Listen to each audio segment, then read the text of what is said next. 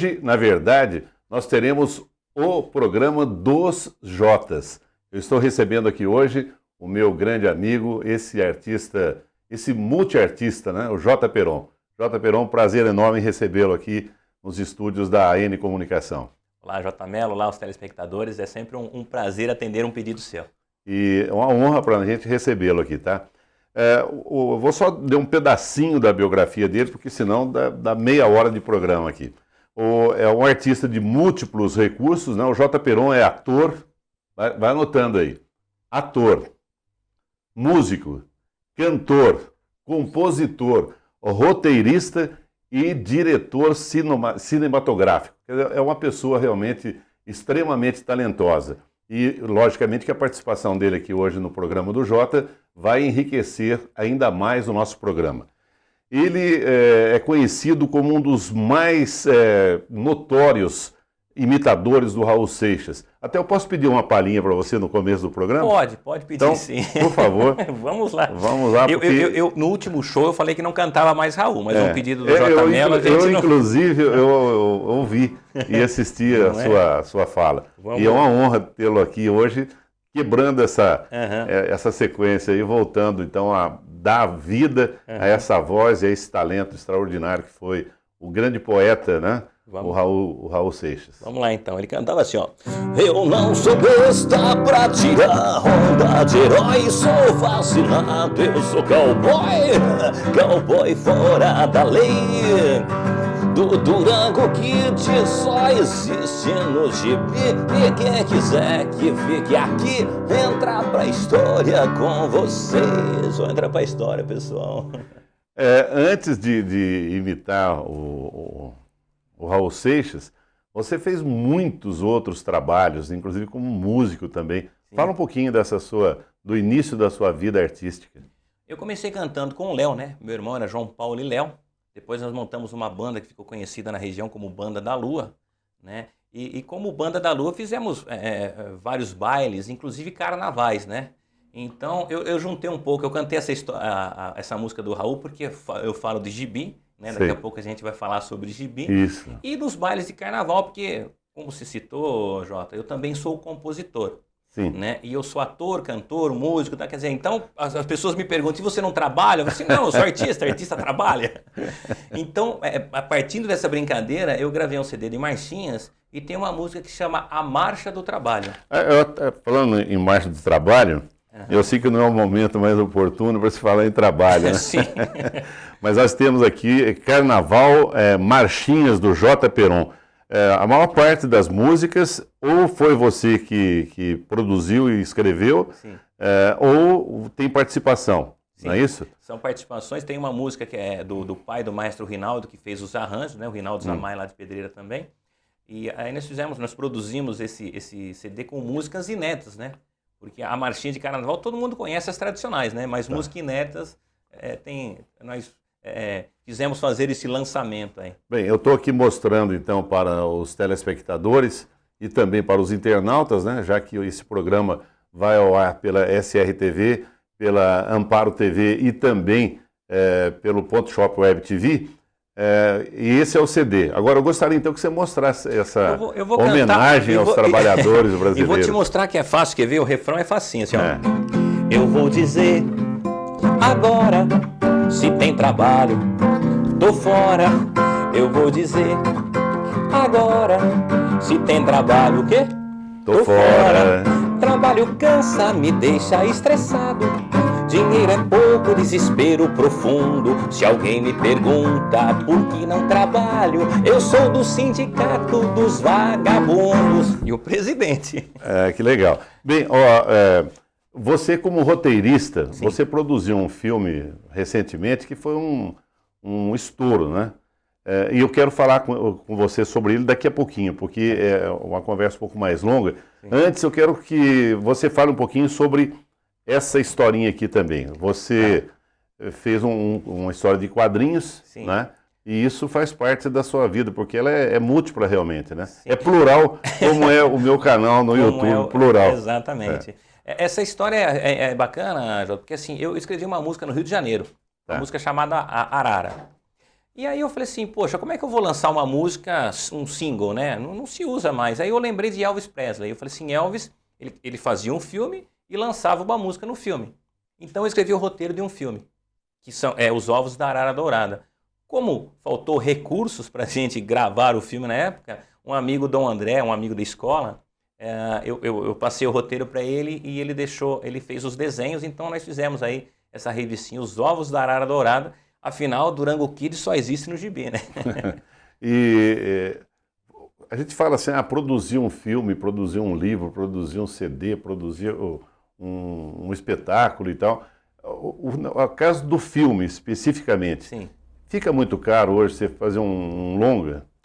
Olha, fica muito caro, fica assim. Mas Diga em termos médios, com artistas locais ou com amigos mais chegados. Assim. eu posso dizer que esse filme, O Lobisomem de Pedra de Fogo, que nós rodamos aqui na cidade de Monte Alegre, ele ficou muito caro, porém eu contei com muitos amigos. Sim. Então, quer dizer, dentre a produção, custou para mim o filme apenas a parte mesmo de logística, que é o transporte, alimentação, né, da equipe, hospedagem. Todo mundo se envolveu dentro do filme, dentro do pacote do filme, porque a gente estava passando a pandemia. Sim. Né? E aí o que aconteceu? Os artistas estavam sem trabalho, né? As equipes técnicas estavam sem trabalho.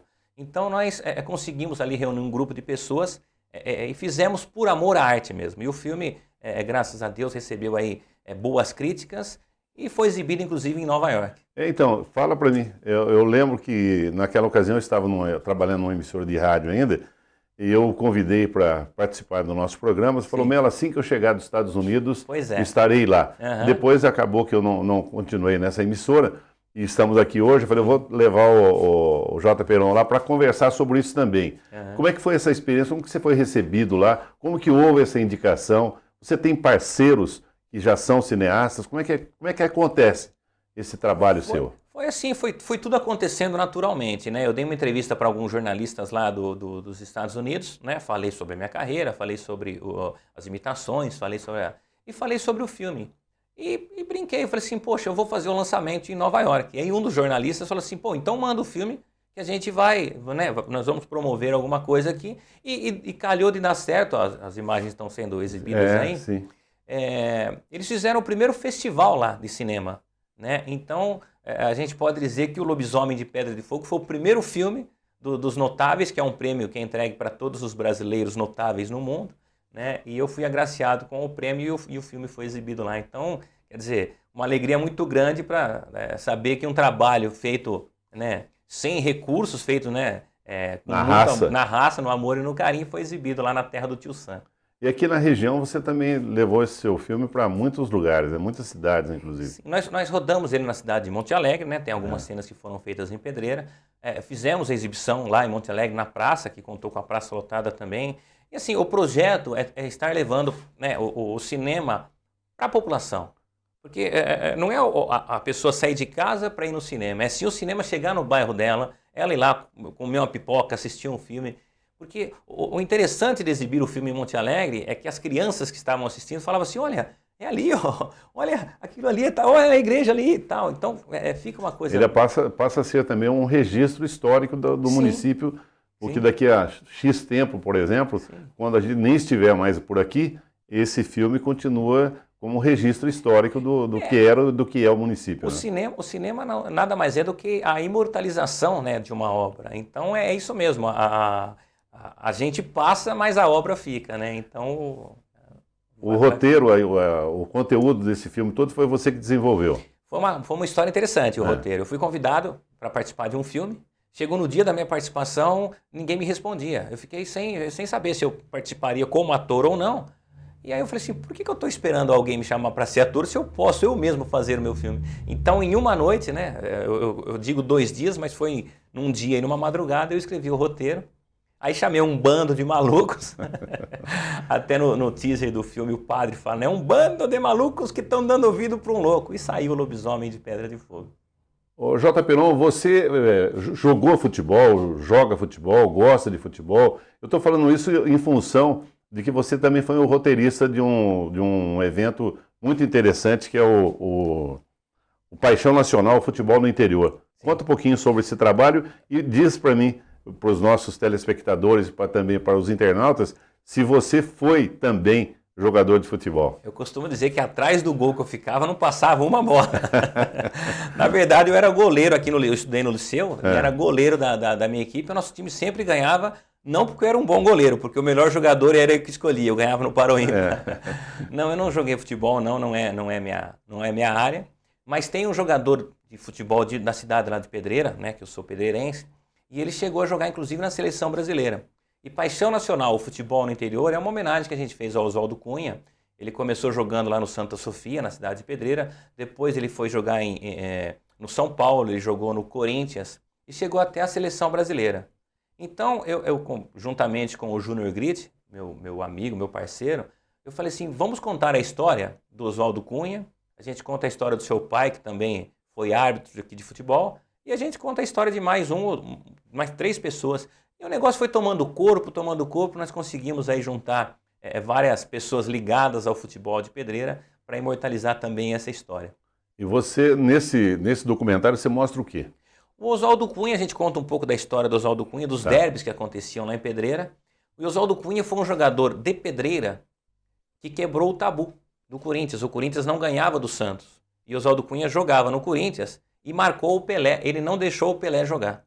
O único jogador da história que marcou o Pelé e não deixou o Pelé jogar é o Oswaldo Cunha e está registrado nessa história, o pessoal pode conferir aí. E além da história do Oswaldo Cunha, você também focaliza outros jogadores, algumas partidas, algum trecho de algum jogo? O que tem nesse documentário? Então, a gente conta um pouco da história do futebol em Pedreira, que Pedreira era considerada também, tinha o Corinthians e o Santa Sofia, que eram derbys que aconteciam ali. Eu conto a história de um garoto, um sonhador, um menino que sonhava em jogar no exterior, inclusive ele faz parte do documentário, e hoje está jogando em Portugal, né? O pai dele conseguiu um teste para o menino, ele está jogando em Portugal. Então, quer dizer, a história do futebol no interior é essa, uma cidade pequena, uma cidade do interior, onde aconteciam partidas memoráveis, né? Entrevisto árbitros, entrevisto jogadores, entrevisto cartolas da época. Mas o foco mesmo é fazer essa homenagem ao Oswaldo Cunha e imortalizar a história dele. O que é muito interessante, a gente ainda há pouco conversava sobre produção, né? Vai falar, apertou o botãozinho, ligou a câmera, está tudo pronto. Fala um pouquinho sobre esse trabalho como produtor, até para a gente valorizar essa participação.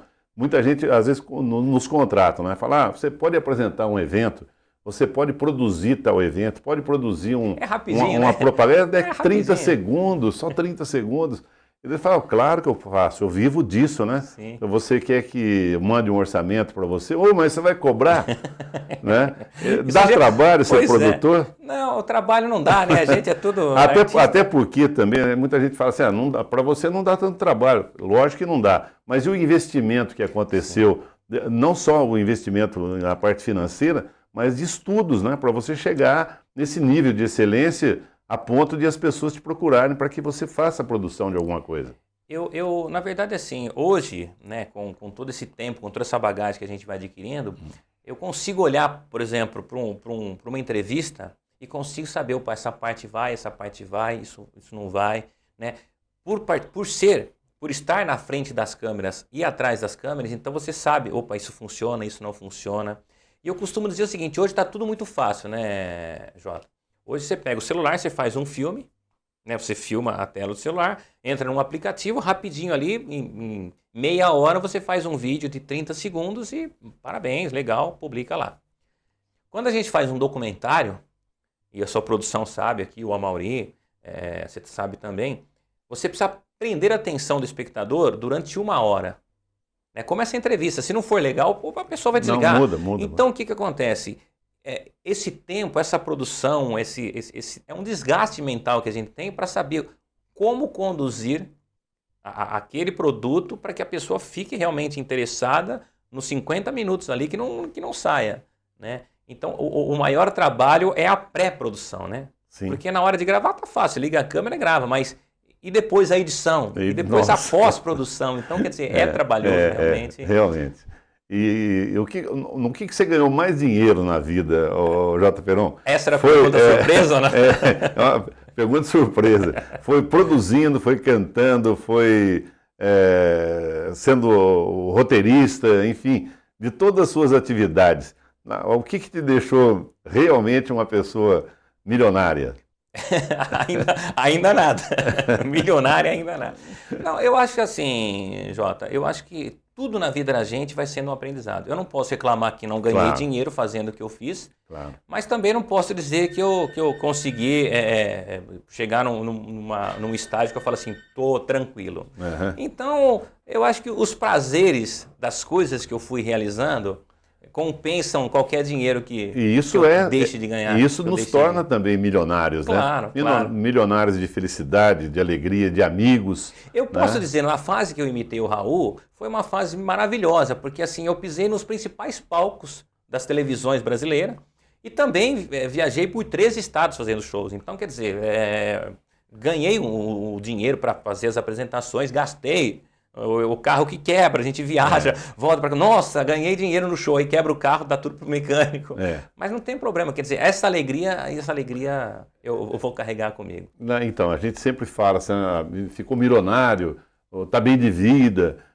Eu acho que o bem de vida e o estar milionário, na verdade, é essa questão de você estar feliz, né? Eu posso dizer que eu estou realizado agora no cinema. Exatamente. Eu acho que eu achei um caminho...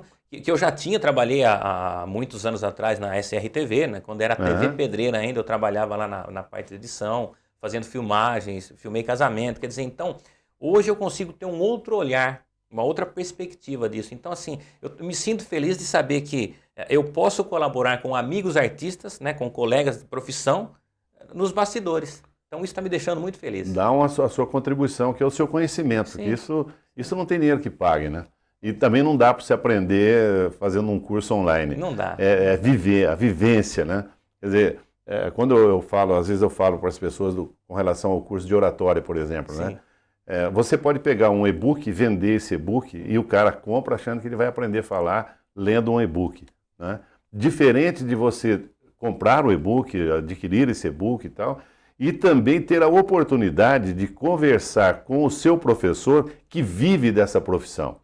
Aí a visão é muito mais ampla e muito mais completa. Então, quando você vai contratar hoje, no meu caso, vamos supor, eu vou contratar um produtor, um roteirista de alguma obra, de algum trabalho que eu queira transformar em filme ou em livro, eu preciso procurar uma pessoa que já experimentou, né, o dissabor e também os sabores de vencer fazendo aquele trabalho. Porque a visão é muito mais ampla. E isso você faz com maestria.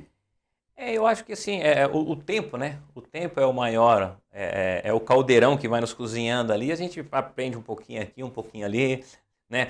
Isso, sem dúvida. No cinema a gente usa muito essa frase, né? Resolveu? Se resolveu, tá valendo, né? E quando a gente tem um pouquinho dessa vivência, a gente consegue resolver coisas que sem experiência você fala assim, e agora? O que eu faço aqui, né? Não, a gente resolve. Você sabe que você falou uma coisa que me remeteu aí à lembrança do professor André, de psicanálise, né? E ele falou assim que chega algum paciente e fala assim, ó, o que o senhor recomenda, os alunos, né, chegam para ele e falam, o que o senhor recomenda? Eu uso a hipnose clínica, eu uso a psicanálise pura, eu uso os ensinamentos de Freud, de Melanie Klein, o que eu ofereço para o meu paciente para que ele se cure? Fala, olha, você procure ajudá-lo. Não importa qual a técnica que você use, o que importa é que você resolva o problema. Sim. Resolveu o problema, tudo bem. É como um vendedor, né? Qual que é o bom vendedor? É aquele que satisfaz a necessidade do seu cliente. Falando nisso, eu vou voltar um pouquinho no lobisomem, porque aconteceu com a gente. Eu tinha escrito no roteiro que uma multidão sairia à caça do lobisomem. Vou até dar um spoilerzinho aqui. E chegou no dia da gravação, como a gente estava no meio da pandemia, não teve multidão. Foram 2 pessoas. Eu falei assim, aí veio um amigo meu que era pescador e o dono da papelaria. Eu falei assim, era uma multidão. Aí um ainda brincou, aqui está o multi e aqui está o dão, multidão. Eu falei, como é que eu vou caçar o lobisomem com 2? Peguei 3 da equipe, juntei ali. Aí a frase que chame todos os homens da cidade, eu adaptei para chame os melhores homens da cidade, né? E aí virou uma parte de comédia no filme, porque se a gente fala o lobisomem de Pedra de Fogo, acha que é um terror, não é comédia pura do começo ao fim.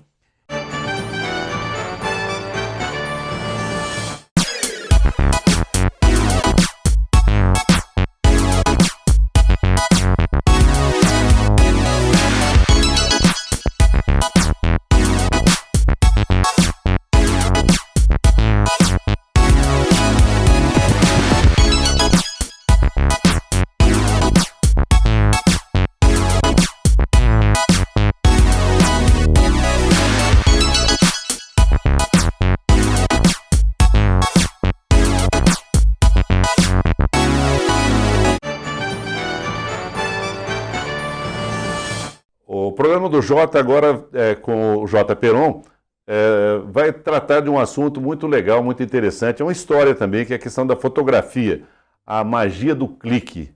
O que é isso, meu querido? É um outro documentário que eu dirigi também. É um documentário que conta a história da fotografia na região, né? Quando eu fiz o futebol no interior, foi mais focado a pedreira. E a magia do clique, a fotografia a magia do clique, eu expandi, fui para Jaguariúna, vim para Amparo, né? Falei em Pedreira, temos profissionais aí. Inclusive, aqui em Amparo, eu descobri, através de um fotógrafo daqui, que o inventor da fotografia veio para o Brasil e veio morar em Amparo. Então, quem assistiu o documentário vai saber dessa história. Inclusive, o Brasão de Amparo, uma dessas pessoas que estão no Brasão de Amparo, é um inventor da fotografia. A primeira fotografia tirada de Amparo foi tirada por um dos homens que inventou a fotografia. Que legal, muito bom. Tem uma pergunta aqui do Luciano Huck para você. Vamos lá então, a pergunta do Luciano Huck para o Jota Peron. Loucura, loucura, loucura, loucura. A Angélica vai me matar hoje, mas eu tenho que perguntar: quando você precisa se locomover para atender os seus compromissos, você diz vou de Uber ou vou de táxi? Fala pra galera, Jota Peron, a vida de artista é muito corrida.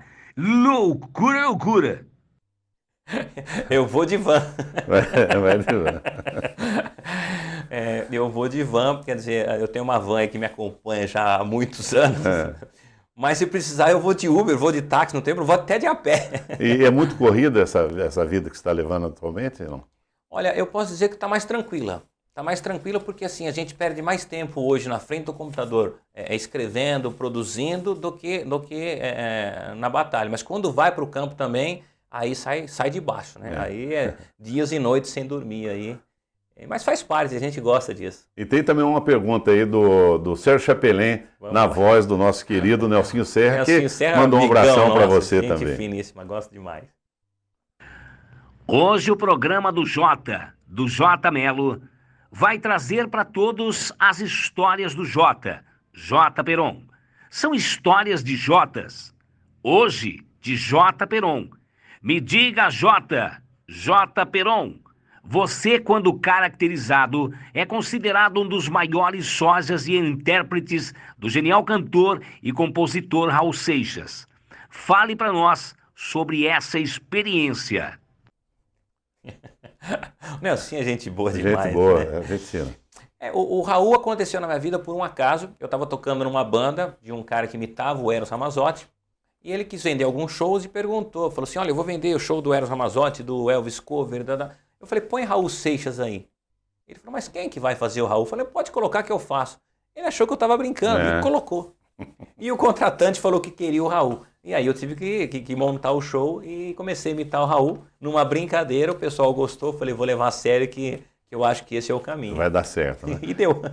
Falando em shows, nós temos também aqui o clipe da orquestra Esperança de Viola Caipira de Serra Negra. Sim. Eu gostaria que você falasse sobre esse trabalho que você realizou. O maestro Lucas Campassi, lá de Pedreira também, meu amigo, conheço já há alguns anos, ele me convidou se eu podia fazer a direção desse clipe para ele. Aí eu sentei com ele e falei assim, então você me conta a história, porque toda a direção, né, todo clipe, tem que ter uma história. E aí ele me contou a história, eu falei assim, tá bom, Lucas, vamos produzir então. Fizemos a produção em Serra Negra, ficou assim bem bacana porque trabalhar com atores que não são atores, né, pessoas comuns, mas que conseguem colocar ali sentimento. Então, ficou um resultado final muito bacana. O Lucas Campassi é um violeiro assim, reconhecido em todo o Brasil, um dos melhores violeiros hoje em atividade, né? Fiquei muito feliz com esse trabalho aí e o resultado está aí para o pessoal acompanhar. Muito bom. Bem, nós temos aqui, eu vou ler mais um pedacinho da sua biografia.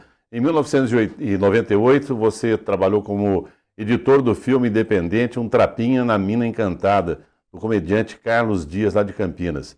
Depois você produziu e atuou nas curtas A Premissa, 2018, e Um Romance Qualquer, 2016, de Vinícius Vélez, no Rio de Janeiro, com a participação de Humberto Martins, grande Humberto Martins, grande no tamanho, grande no tamanho e no talento. Um grande ator, aprendi muito com ele. Em 2015, trabalhou na produção do filme Malas Artes e o Duelo com a Morte, pela 2 filmes, Jaguariúna e Campinas. Sim. Depois você prestou serviço também, novamente, para os 2 filmes, 02, né, como produtor de veículos de cena no projeto As Aventuras de José e Durval.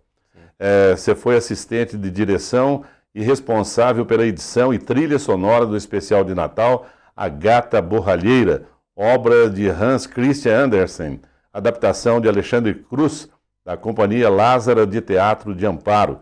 Foi então que surgiu a necessidade de criar a Zeon, para colocar todos os recursos e conhecimentos à disposição dos seus clientes.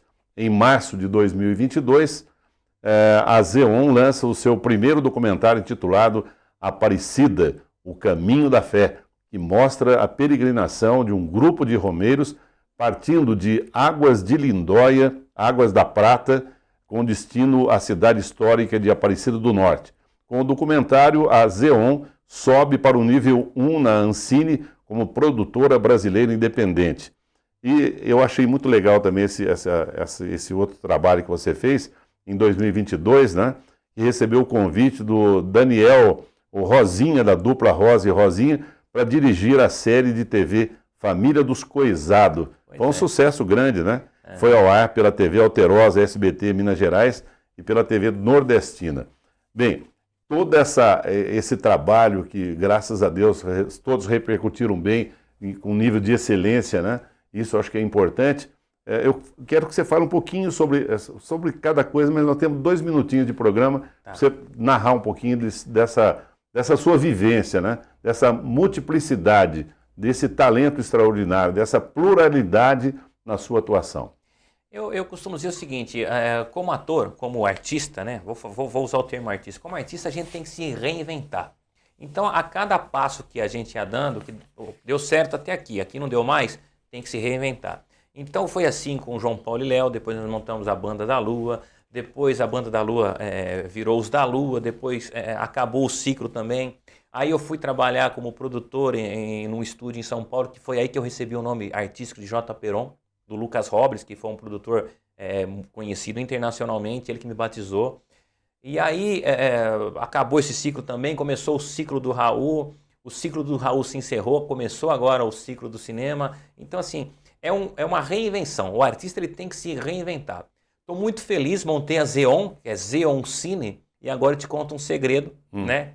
De primeira mão aqui para os seus espectadores. Legal. O meu sobrenome não é Peron. Sim. O sobrenome da minha mãe é Peron. O meu sobrenome é Zonzini. Zonzini. Então virou Zeoncine, para ficar Zoncine. Né? Que inclusive é o site nosso que está disponível aí, o Lobisomem de Pedra de Fogo, e outros trabalhos, se o pessoal quiser acessar, fica o convite aí.